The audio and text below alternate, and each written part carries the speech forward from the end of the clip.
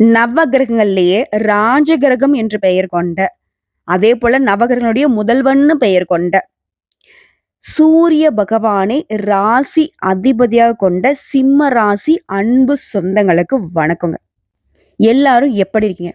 கண்டிப்பா எல்லா உறவுகளுமே நலமாக இருப்பீங்கன்ற நம்பிக்கையோட இந்த பதிவை நான் தொடங்க. அப்படி இது நாள் வரைக்கும் நலத்துக்கும் வளத்திற்கும் குறைவு இருக்குன்னா கூட இனி வரக்கூடிய காலங்கள்லயாவது தெய்வங்களுடைய அனுகிரகத்தினால உன்னுடைய வாழ்க்கை வளமாகவும் நலமாகவும் இருக்கட்டும்னு சொல்லி அந்த கடவுள்கிட்ட நான் மனசார பிரார்த்தனை வச்சுக்கிறேன். சிம்ம ராசியினுடைய சிரமங்கள் எல்லாமே விலகட்டும், அவங்களுடைய வாழ்க்கை வளமா மாறட்டுங்க. சரிங்க, இப்போ இந்த பதிவு எதுக்குங்க? தலைப்பு பார்த்துருப்பீங்க. சிம்ம ராசிக்கு தலைக்கு மேல சுத்தக்கூடிய கத்தி ஒன்று. இது நாள் வரைக்கும் கோபதாபங்களை தூக்கி வச்சுட்டு சுத்திட்டு இருந்தாலும் இனி வரக்கூடிய நாட்கள்ல முன் கோபத்தை தவிர்த்தே ஆகணும். வாயை திறந்தாலே இனி பிரச்சனை தான்ற அளவுக்கு எல்லா விஷயத்துலையுமே கவனமா இருக்கணும். ஏமா இப்படி சொல்ற? ஆல்ரெடி அஷ்டம சனி எங்களை துரத்திக்கிட்டு இருக்கு. எப்பவுமே நாங்க நல்லாவே இருந்ததில்ல. ஒரு நாள் கூட நிம்மதியான தூக்கமோ வாய்க்கு ருசியான சாப்பாடோ இல்ல ஒரு நல்லதாக கெட்டதை பார்த்து சந்தோஷப்பட்டதோ கிடையவே கிடையாது. இப்படி இருக்கக்கூடிய நாட்கள்ல ஏதோ வாழ்க்கை உருண்டுட்டு இருந்துச்சு. இந்த அஷ்டம சனி என்னைக்கு ஸ்டார்ட் ஆச்சோ அது அதுக்கு மேல வச்சு செஞ்சுக்கிட்டு இருக்கு. எங்கேயோ ஒரு இடத்துல நாங்க ஏதோ கொஞ்சம் புண்ணியம் பண்ணிருப்போம் போல, ஏதோ அப்படி கொஞ்சம் அப்படி இப்படி தப்பிச்சுக்கிட்டு வந்துட்டு இருக்கோம். எல்லாத்துக்கும் மேல யார்கிட்டயும் தலை வணங்காம போய்கிட்டு இருக்கோம். புரியுதுங்களா? தேவைக்குன்னு அட்டி நிக்கல. அது ஒண்ணுதான் தெய்வம் எங்களை வச்சிருக்கக்கூடிய 100% சாதகமான விஷயமா இதை மட்டும் தான் நீங்க சொல்ல முடியும் இல்லையா? சோ இப்படி இருக்கக்கூடிய நிலைய நமக்கு நல்லதையும் கெட்டதையும் தீர்மானிக்கக்கூடியது யாருங்க? நவ கிரகங்கள். ஒவ்வொரு ராசிக்குமே ஒவ்வொரு கிரகங்கள் வந்துட்டு அதிபதியா வராங்க.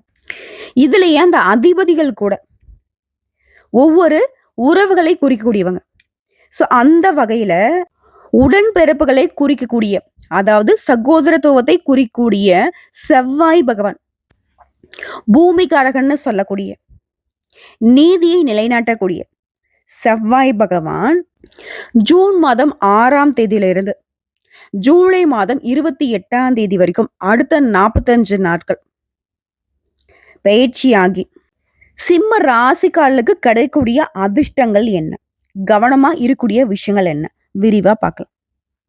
இதோட செவ்வாய் பகவான் அப்படிங்கிறவரு ஜோதிட சாஸ்திரப்படி வலிமையான கிரகம். எல்லாரும் நினைக்கிறது என்னன்னாக்கா, நமக்கு ஒரு கெட்டது நடக்குதுனாவே நமக்கு வந்து சனி தசை தான் சரியில்லை, சனி பகவான் தான் நம்மளை வந்து இப்படி வாட்டி வதைக்கிறாருன்னு யோசிக்கிறோம். ஆனா சனி பகவானுக்கு அடுத்தபடியாகவும் நம்ம ராகுகேது கூட கை காட்டுறோம். அது மட்டும் இல்லைங்க, செவ்வாய் பகவான் நினைச்சாரு அப்படின்னா ஒருத்தனுடைய வாழ்க்கையில சங்கடமான நிகழ்ச்சிகளை நடக்குது அப்படின்னா அதுக்கு இவரும் காரணகர்த்தாவா இருக்கும். இவர் நினைச்சா உங்களை முடிச்சு விட்டுறலாம். எதிரியுடைய தொல்லை, கொலை கொள்ளை வழக்கு, அதே போல மனுஷனுடைய வாழ்க்கையில சிறைவாசம், ஜெயிலுக்கு போறது, வண்டி வாகனத்துல போறப்ப சண்டை சச்சரவு வருது, இல்ல ஆக்சிடென்ட் ஆகுறது, இந்த மாதிரி விஷயங்கள் கூட இவர் வந்துட்டு சரியில்லாம இருந்த ஒரு ஜாதகத்துல இந்த கெட்ட விஷயங்கள்லாம் நடக்கும். நல்லதையும் கொடுக்க தெரியும், கெட்டதையும் கொடுக்க தெரியும். அதாவது ஈஸ்வரன் மாதிரி. ஓகேங்களா? சோ இவரால கெடு பலன்கள் மட்டுமே நடக்கணும்னு சொல்ல முடியாது, நல்ல பலன்களை மட்டுமே கொடுப்பாருன்னு சொல்ல முடியாது. ஸோ செவ்வாய் பகவானை பொறுத்த வரைக்கும் கடக ராசியில நீச்ச ஸ்தானத்துல இருந்து வெளியே வந்து உங்களுடைய ராசிக்கு தான் வரார். அடுத்த 45 நாட்கள் இருந்துட்டு ஜூலை மாதம் 28ஆம் தேதிக்கு பிறகு கன்னி ராசிக்கு பயிற்சி ஆகிறார். அங்க போயிட்டு சனி பகவானுடைய நேர் பார்வைக்கு வரார். ஸோ இந்த காலகட்டத்தை பொறுத்திருக்க சில ராசிக்காரர்களுக்கு ஒரு சில விஷயங்கள்ல கவனமா இருக்கணும். இதுல சிம்ம ராசிக்காரர்களை பொறுத்த வரைக்கும் எல்லா விதங்களுமே எச்சரிக்கையா தான் இருந்தாகணும். உங்களை பொறுத்த வரைக்கும் 12ஆம் இடத்துல இருக்கக்கூடிய செவ்வாய் உங்க ராசிக்குள்ள வரார். ஸோ பொதுவா சிம்ம ராசி வந்து உங்க ஜாதகப்படி எடுத்துட்டுனாக்க இவர் வந்து 12க்கு உரியவர். இவர் உங்க ராசிக்குள்ள வரப்போ பதட்டம், முன்கோபத்தை கொடுக்கக்கூடிய வகையில இருப்பார். ஆனா இந்த பதட்டமோ முன்கோபமோ பெருசா உங்களை எந்த வகையிலுமே பாதிக்காது. சொல்ல போனா ஏராளமான நன்மைகளுமே கொடுக்கும். ஆனா இந்த பதட்டத்தையும் முன்கோபத்தையும் சுத்தமா விட்டு ஒழிங்க. இதனால மட்டும்தான் உங்களுக்கு இந்த காலகட்டம் அப்படிங்கிறது ஒரு மாதிரி நிம்மதியில்லாத வாழ்க்கைக்குள்ள கொண்டு போய் தள்ளிடும். ஓகேங்களா? இப்ப நான் முன்னாடி சொன்னேன் இல்லையா, ஏராளமான நன்மைகள் கிடைக்கும்னு சொன்னேன். அந்த ஏராளமான நன்மைகளை நீங்க அனுபவிக்க முடியாத அளவுக்கு இந்த பதட்டமும், முன்கோபமும் கெடுத்து வச்சுரும். ஓகேங்களா? அடுத்த வாழ்க்கை துணை மட்டும் நீங்க வேலை பார்க்கக்கூடிய இடங்கள்ல கூட வேலை பார்க்குற பார்த்தீங்கன்னா, சக ஊழியர்கள். அவங்ககிட்டலாம் நீங்க எரிஞ்சு விழக்கூடிய சூழ்நிலை வரும். இது எதனால? உங்களுடைய முன்கோபத்தினால, பதட்டப்படுறதுனால. இப்படி நடந்துருமோ, அப்படி நடந்துருமோன்ற அந்த ஒரு ஆதங்கத்துல. ஸோ இதுக்கு எதுக்குமே இடம் குடுக்காம, பொறுமையா நிறுத்தி நிதானிச்சு யோசிச்சுக்கணும். இந்த வீடியோ பதிவை பார்க்கக்கூடிய இந்த தருணத்துல இருந்து சிம்ம ராசிக்காரங்க நினைக்க வேண்டியது ஒண்ணே ஒண்ணுதான். என்ன நடந்தாலும் சரி, பொறுமையா இருக்கணும். பதட்டப்படக்கூடாது. அதே போல கோபதாபங்கள சுத்தமா விட்டுறணும். அப்ப என்ன மண்ணு மாரி இருக்க சொல்றியாம்மா? அப்படின்னு என்கிட்டயும் கோவப்பட்றாதீங்க. சிம்ம ராசிக்காரங்களே, கோபங்கள் உங்களுடைய உண்மைக்கான வெளிப்பாடு தான். நான் இல்லலாம் மறுக்க மாட்டேன். ஏன்னா உண்மை இருக்கிற இடத்துல தான் கோபம் இருக்கும். அத நான் தப்பு சொல்லல. ஆனா அது கோபதாபங்களால நெறைய இடங்கள்ல அதிர்ஷ்டங்கள கூட நீங்க வந்து பார்த்தீங்கன்னா, தூக்கி போட்டு வந்திருக்கீங்க. இது இல்லன்னு உங்களால மறுக்க முடியுமா?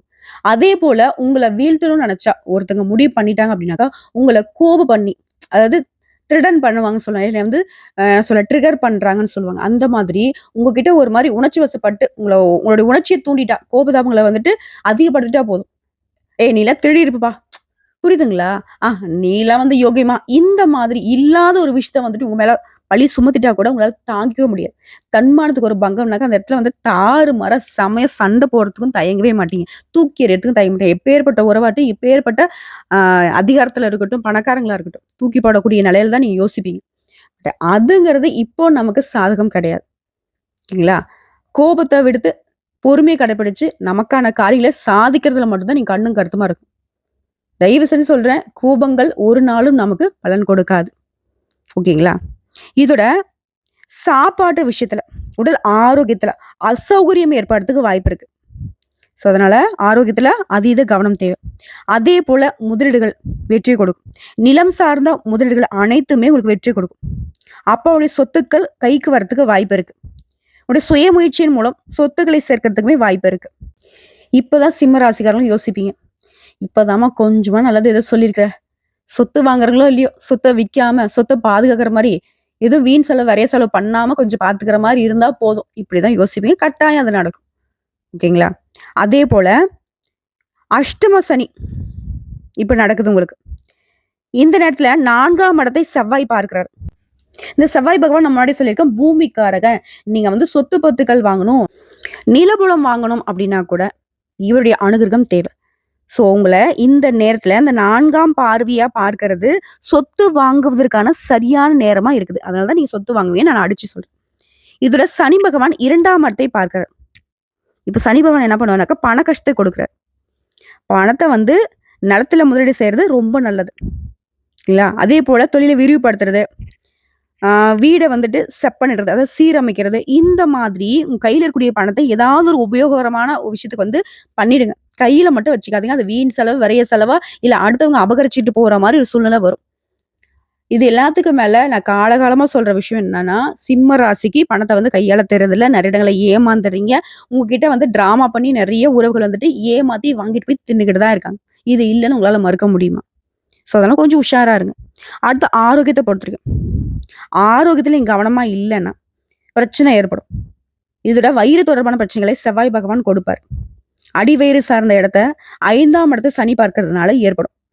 ஓகேங்களா? இந்த 5ஆம் இடங்கிறது அடிவயிறு, மேல் வயிறு, அசிடிட்டி, அலர்ஜி தொடர்பான பிரச்சனைகளை ஏற்படுத்துவதற்கு வாய்ப்பு இருக்கு. இதனால கவனமா இருக்கும்.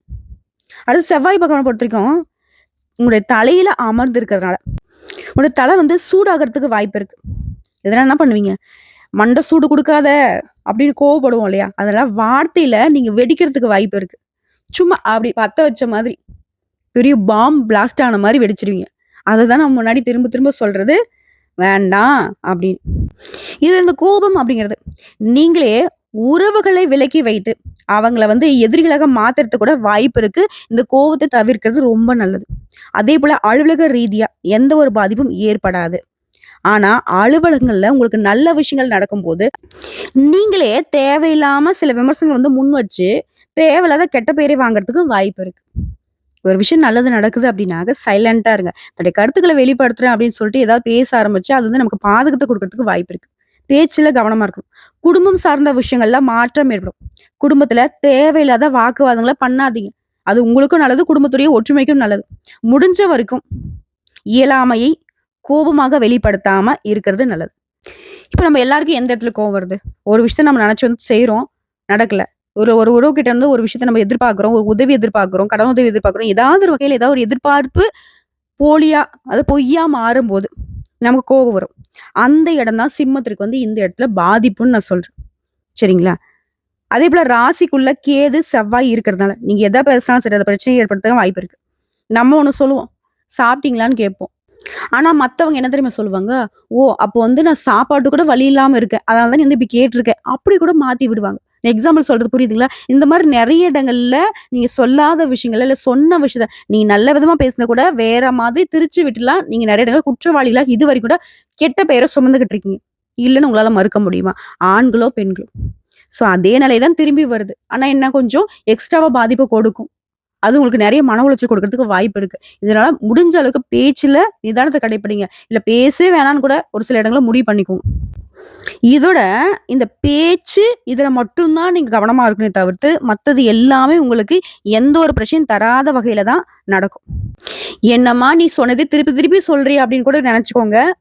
இந்த நம்ம தேவையில்லாத வார்த்தைகள பேசுறதுனால செலவும் வரும், பாதிப்பும் ஏற்படும்.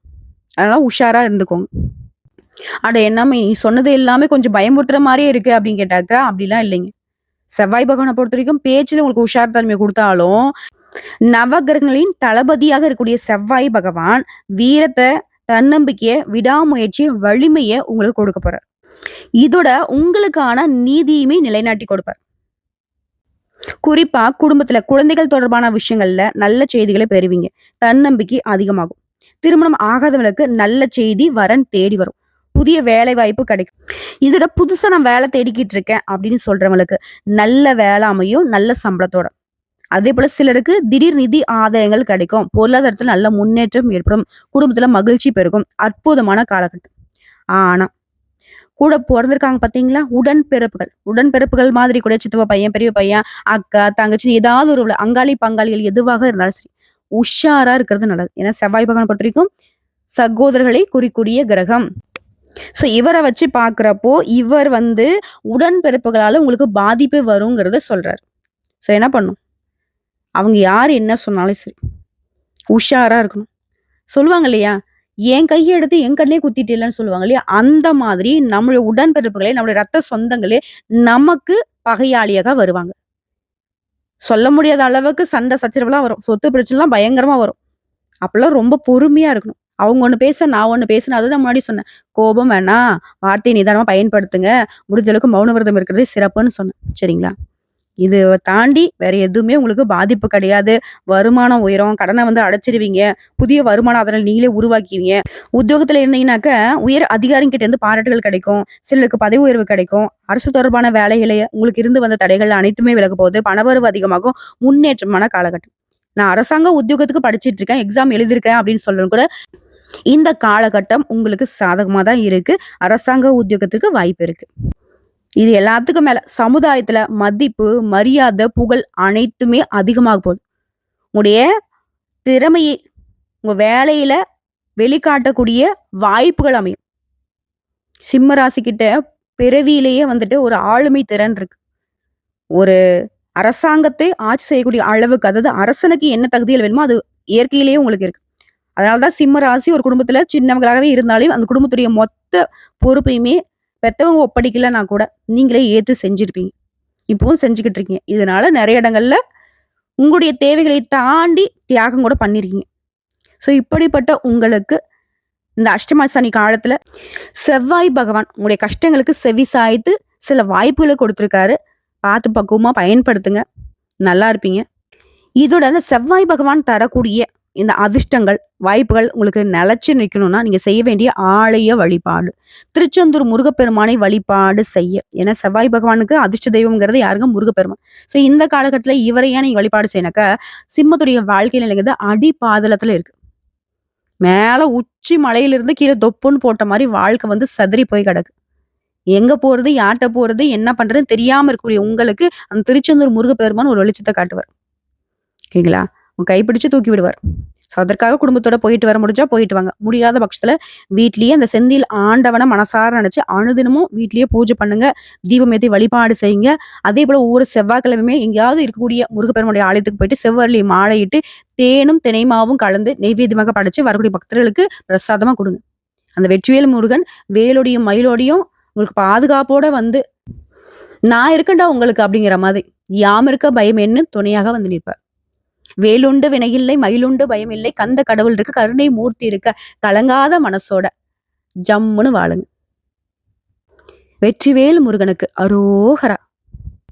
முடிஞ்சா அனுதினமும் அந்த திருச்செந்தூர் ஆண்டவன போற்றி பாடுங்க. திருச்செந்தூரின் கடலோரத்தில் செந்தில் நாதன் அரசாங்கம் தேடி தேடி வருவோர்க்கெல்லாம் தினமும் கூடும் தெய்வாம்சம். வாழ்த்துக்களுங்க. வாழ்க வளமுடன்.